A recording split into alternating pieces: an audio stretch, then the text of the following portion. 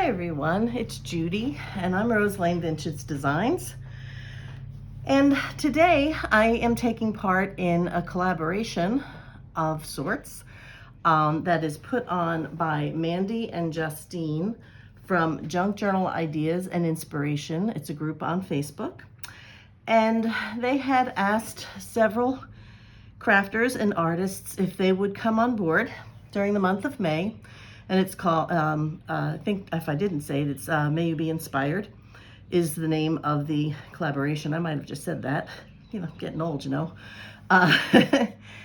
and give our story, first of all, about how we first got involved in doing junk journals, and also to give some tips and advice, hints, tricks, whatever. I don't know how many tricks I have. I don't know how much advice I actually have, but I will do my best. So first, let me just say this. I'm sitting in my screen porch because it's finally a beautiful day. Spring took its time coming around here to the Pennsylvania mountains this year.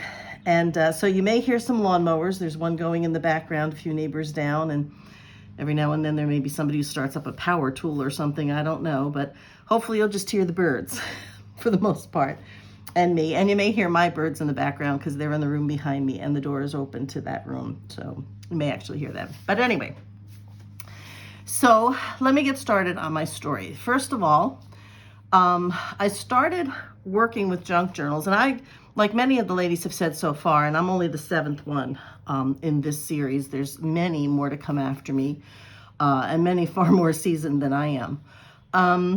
But I did my first junk journal for a swap in a Facebook group in, I believe it was October of 2019. So I've been at this, that sounds about right. I've been at this for about 3.5 years. I'll get into more of that part later. But what got me to that swap was an idea that I had for doing family Christmas gifts for my family. Now, I'm the family genealogist. Well, I'm one of several in my family because I have a huge family, so a lot of us dabble with it, extended family and all. And I wanted to do some sort of an add-on book for my siblings and their spouses to do with genealogy, whether it be a story about someone in our family, or a news article, or a letter, or photographs, or whatever that might be. And there's a lot within my family of some of that to begin with. But when you get on Facebook and you find other people that you're related to, it gets kind of interesting because you didn't know you were related to them. And I'm not going to go all into that either as well. But there's just a plethora of stuff that you can find relating to your own family, even on the internet, as funny as that sounds. So I wanted something, though, that I could add to every year. And I really didn't want a loose leaf book, like a binder, 3-ring binder. I didn't really want that. Oh, by the way, I'm on my little patio table and it moves. I actually had to move the camera. Not like this is any better. It's hooked to the arm of one of the patio chairs, but it's a rocking chair. So if I hit it, the camera is going to do this. So, but on the table, it was shaking too much. So anyway, so I was trying to come up with something. So the only thing I was really familiar with at the time, and this would have been the end of 2018, was scrapbooks. But I had seen some scrapbooks, and not that they're not beautiful, they were absolutely stunning. They were just a little more, and I don't know how to explain it, formal, maybe, planned, than I was looking for. I was looking for something that looked collected over time, something more eclectic, but that told the family history. And my image in my head for the type of idea that I was looking for was as if you went up into your grandmother's attic and you found an old trunk or two and you opened it up and you started at the top, and every time you took something out, there was something new and marvelous and wonderful underneath it. Not necessarily related to the thing above. One could be letters, the other could be photos, the other could be a christening gown or a program from a opera or something, whatever it might be, movie tickets, anything like that. So I wanted something that looked like it had been added to over the years, so that every time they turned a page, it was like taking another item out of that trunk. So I played around with a few things, not to mention the fact of how expensive. I would have needed a lot. That's my bird, by the way. That's Millie.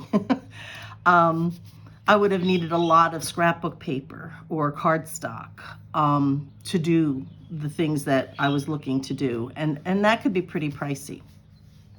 So I decided that I would look a little bit further past scrapbooks. Well, junk journaling, I guess it had been around for a little while. And it was, I think, about that time, I'm not sure, I'm just kind of guessing, but about that time, it was starting to switch from using just junk stuff that you might find in your house completely, for the most part, to digitals and, other things, and kind of really making things a little bit different than that.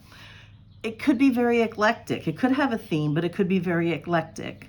And I started looking into those things. Well, I ran into a lot of beautiful videos and beautiful crafters.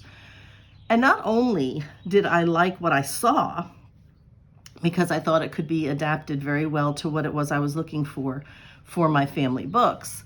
So it's not only that I liked what I saw, but I loved the people. The people were awesome. It was like going into your friend's house and sitting down with them at the craft table and either crafting along with them in your own place, or just sitting and listening to them talk while they crafted, and just hanging out with your friends, which was a wonderful thing for me, because in my line of work, I move often. And it's not that I don't make friends. I do have friends, but I don't get to hang out with my friends the way I would like to. Work keeps me very busy. I only have a handful here or there. I don't have a lot of time for social things. And I move so frequently that I have to always leave them behind. So even though all of these wonderful ladies that are in this crafting community and this journal community are in so many different places, they're constant for me. I can always get to them. I can always talk with them. I can always visit with them through their videos and things like that. So I was just hooked. I was hooked on the journals, and I was hooked on the people. So essentially, that was my story for how I got into doing junk journals. I kind of found a little place where I felt like I fit, and I stayed. I just stayed there.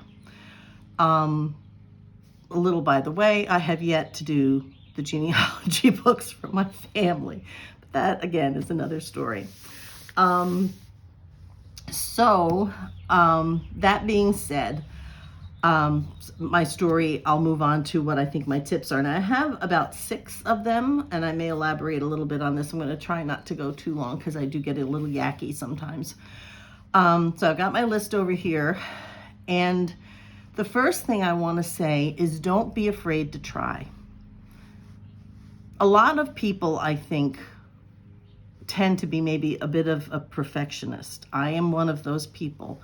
I have to keep redoing and revamping and retrying, and because it's never good enough. It seems it's never good enough for me. Don't let that happen to you, because it'll take you forever to try to just relax and enjoy the process. And that's really what you need to do. Just relax and enjoy the process. This is play. This is letting out what is inside of you into something that you create with your hands. So don't be afraid to try. Try it. That first journal that I did 3 times, until I had no choice. The deadline had come, and I had committed. And I committed on purpose to make myself do something, because I looked, and this is further down, actually it's my second point, is to do research. Look at the work of other crafters, and as much as you can, and then decide what and I'm going to say this, your beginning style is, okay? You might have an idea of things that you like. And I've heard many crafters say, they love the pastel colors, but they go towards the woodland colors. When they do stuff, it's more in the deeper tones. But they look at other people's things that are dainty and pretty and pastel, and they think, oh gosh, that's so beautiful. I love it, I love it, I love it. But somehow, every time they do something, it tends to go a little bit maybe more grungy or a little more botanical or something like that. Let it go. Just go with the flow, whatever that is. You may find for a while your taste will change, your style will change, and you'll shift around a little bit. New things come out. You try different things. Just relax with it. Don't work yourself up about it. Enjoy the process and just have fun. That's like the biggest thing I can tell you, probably most of all, because I had gotten, like most, went out and bought more things than I needed to buy. I'm trying to make this journal and it's just not working. It's not coming out. I'm really frustrated with the whole thing. And now I'm angry with myself because I'm thinking, I bought all of this stuff. I have no choice. I have to do something with it. I've got to keep going because what am I going to do with this stuff now that I've spent money on things? And like most of us, I was a crafter and other things before, but I did calligraphy. So I had ink and pens, like drawing ink, not distress ink or anything like that. I had some paints and paintbrushes. I had like watercolor paper, but not, copy paper or cardstock or things like that. I really didn't have much in the way of glue except, your normal Elmer's glue kind of thing. I had fabric, I did embroidery, I had embroidery thread, I had needles, I had measuring tapes, I sewed, but I didn't have the stuff that I needed to do this for the most part, okay? So I went out and got all of this and now I'm thinking I'm a giant failure. Well, I wasn't as much of a failure as I thought. It's a process and it's a practice. I don't even want to say practice makes perfect. Practice makes you. It makes whatever is you inside, and that is perfect for you to come out. So look at what other people are doing. Take note of what you like the best, what you seem to be saving the most of, and then kind of just go from there and start small. The other thing I'm going to say before I go on with the start small is keep track of what you do. I didn't do that because I really didn't think that this was going to go very far with me. Really, it was meant to just do those books for my family. But I didn't keep track of things. I didn't organize well. I didn't keep my thoughts organized. I didn't keep my projects organized. I would jump the gun on too many things. I'd start too many things at once, and then everything was always a mess. And you know how easily our desks and our crafting areas can become a mess. And then you've got to clean everything up and put it away, and it can get overwhelming. So I know several ladies who save every little bit of their scraps, from paper to lace to whatever. I save what I think I can honestly use.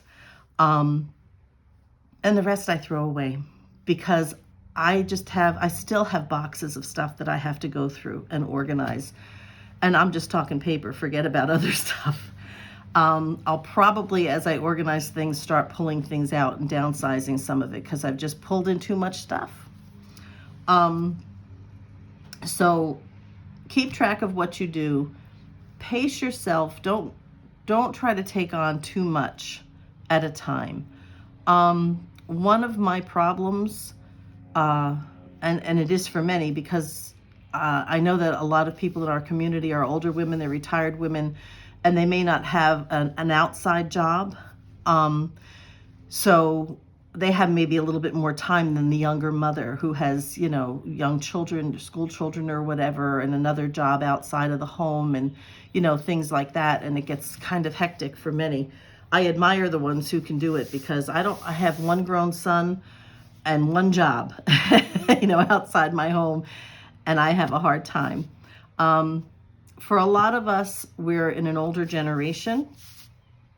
And that's not to say younger ones can't get ill, but we tend to get a little bit of stuff going on.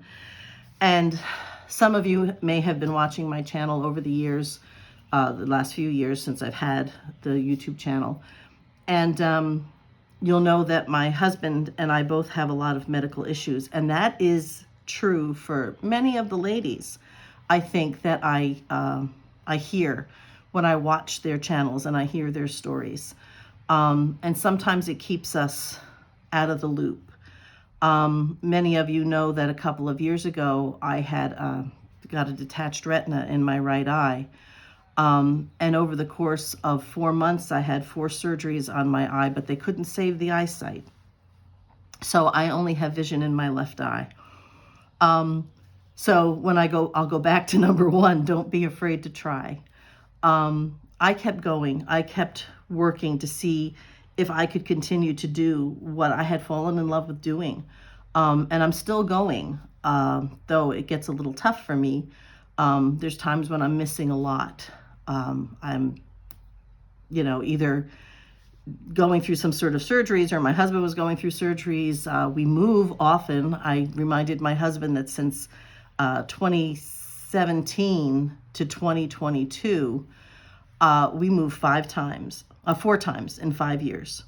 So that means, and of course, one of the first things that gets packed up is my crafting stuff, so it's packed up for months at a time, packed up and then moved, and then I have to slowly unpack so I don't always get down into my craft room, and I'm always in the basement so far.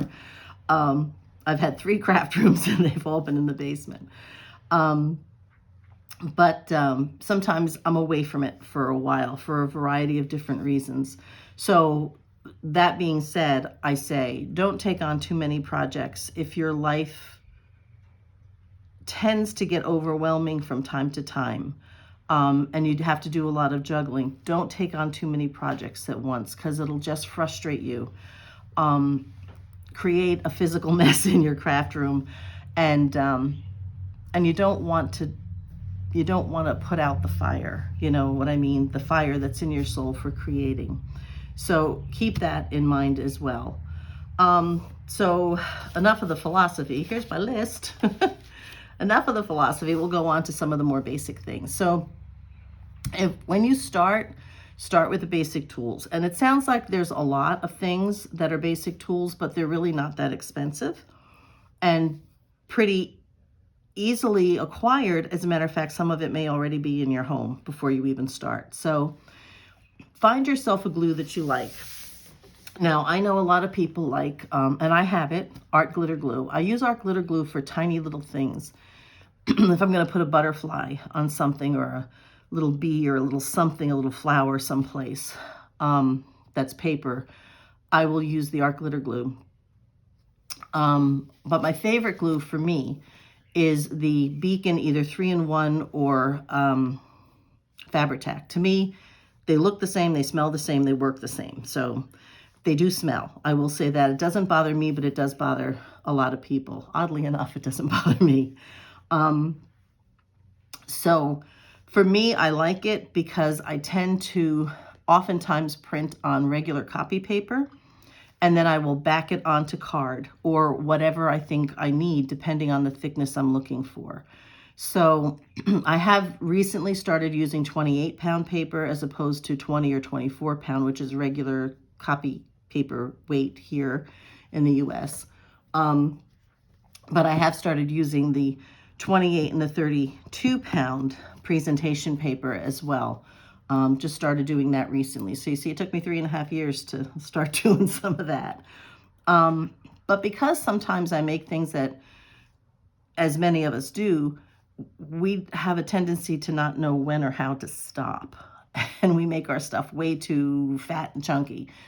If I know I'm going to be going that way, I'll use thinner paper to glue my digitals to, because I know I don't want that added thickness and that added weight. So I do that. I have no idea how long I'm going on here. I don't want to be too terrible about this. So pick your glue.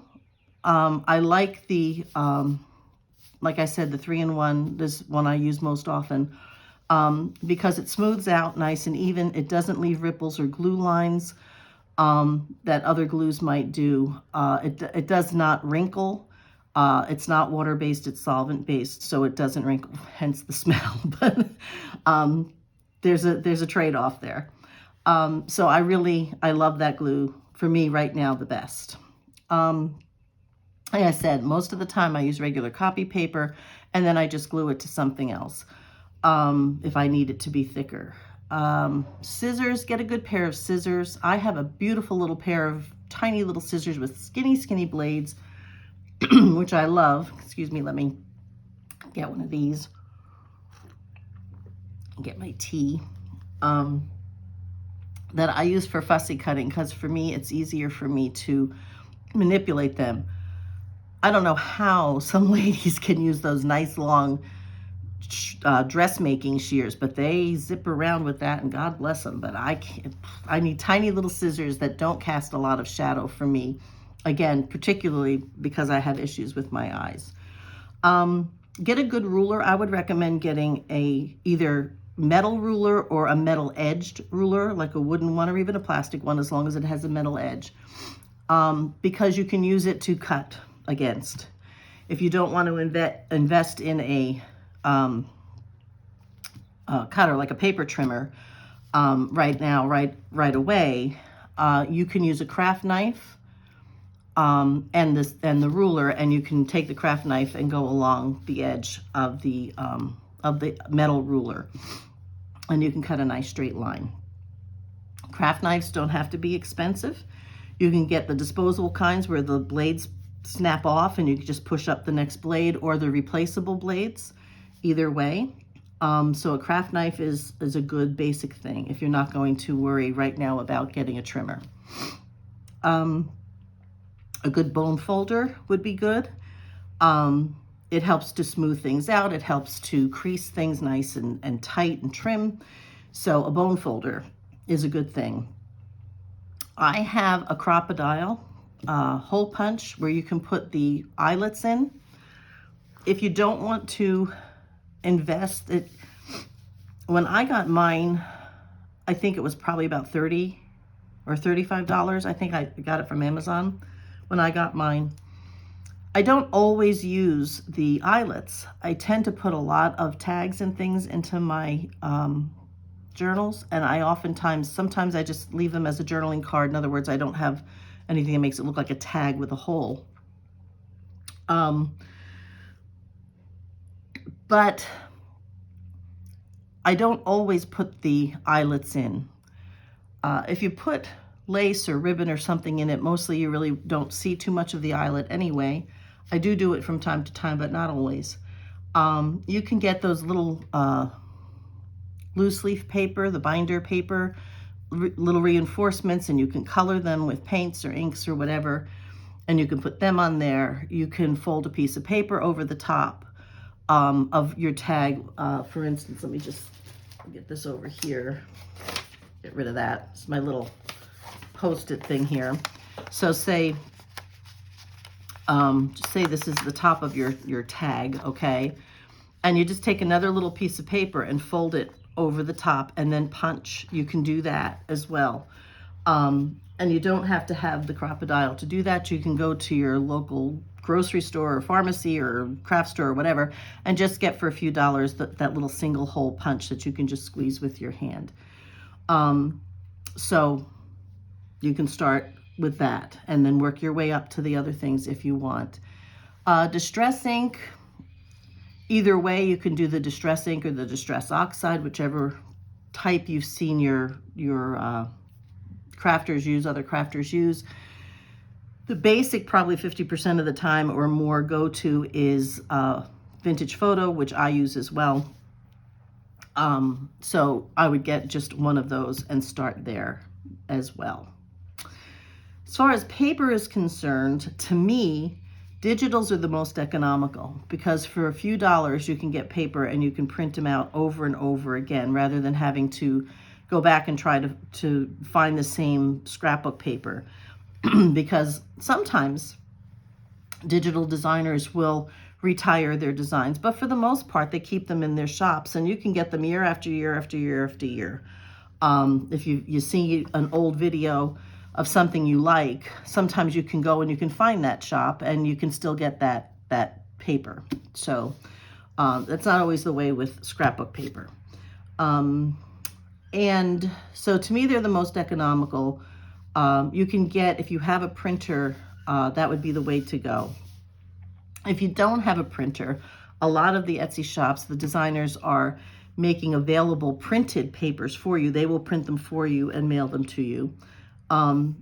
It is probably more costly in the end than being able to print your own. But if you can't do the printer yet, it is an option. Another thing that you can do, which I haven't done, but another thing that you can do is if you have a good glue like the 3-in-1, you can get wrapping paper, and you can take a piece of wrapping paper, cut it down to whatever size that you need, and then, because it can tend to be a little flimsy, glue it down to another piece of paper, and you can make a decent weight, pretty paper. You can get, wedding paper, baby paper, or just floral papers, or whatever you can find, Christmas papers, and you can do that as well. So that's another thing that you can do to start with that. If you do have a printer, you can get on the ink programs where you pay X amount each month, and they give you, they'll send you ink automatically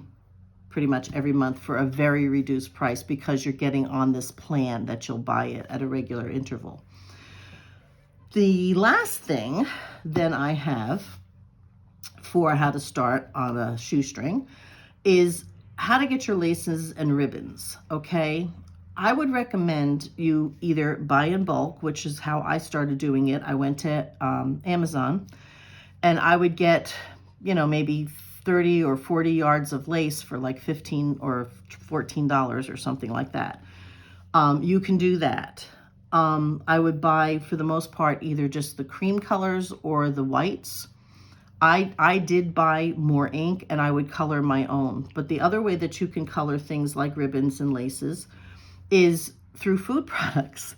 You can use avocados if you have them. The process can be lengthy, but it can be done.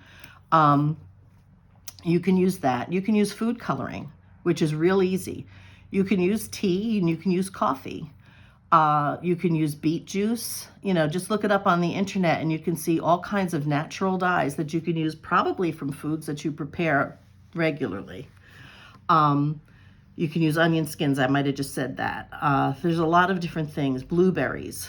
A lot of different things that you can use to dye your ribbons and your laces. Again, I would say in the beginning, buy your ribbons in bulk as well. You can usually find, it's not really Hug Snug anymore, it's the replacement to Hug Snug, but you can find it on a roll of 100 yards for about $13. Okay, so you can get a white or a cream color or whatever color you want, and then you take off as much as you want and then dye it how you would choose. I've done that. I did that in the beginning. I still do it to some degree, but because of the position I'm in now with what I'm doing, I do also buy from vendors on Etsy as well. And I get my dyed ribbons a lot of times from there as well. So, but that would be a good way to start. Don't rule out things like embroidery thread. That's relatively inexpensive. And if you ever did needlework, you probably have a lot of it. Or string, just string or twine that you may have hanging around your house to tie up your recycling or something. That could be used as well to do closures or put on tags or things like that. For fabrics, buttons, and other trims, you can use old clothes of your own and from your family. You can go to garage sales or thrift stores, and you can get, things where you can cut out fabrics and take off trims and take off buttons and, things like that. And you might even have ribbons on some of them. You never can tell. And, there's old lace tablecloths or placemats or something like that. Anything that has fabric that looks like it could be big enough for you to make a ruffle out of, or cover a book, even if it's a small book or something like that. Make a pocket or some kind of a trim out of it. So that would be my suggestions for you. You can start small. Pace yourself, try to give yourself a budget, which I did not do. I don't even want to know how much I've spent over the last 3.5 years. It's probably pretty frightening. But the biggest thing again is don't be afraid to try. Don't be afraid to try. The first, I told you that first journal I did 3 times. I was over the moon at how wonderful I thought it was. And now that I look back at some of what I did, because I have, you know, bits and pieces of stuff that I didn't put into the book because it was too big, I was like, oh my gosh, this was horrible. This was just awful.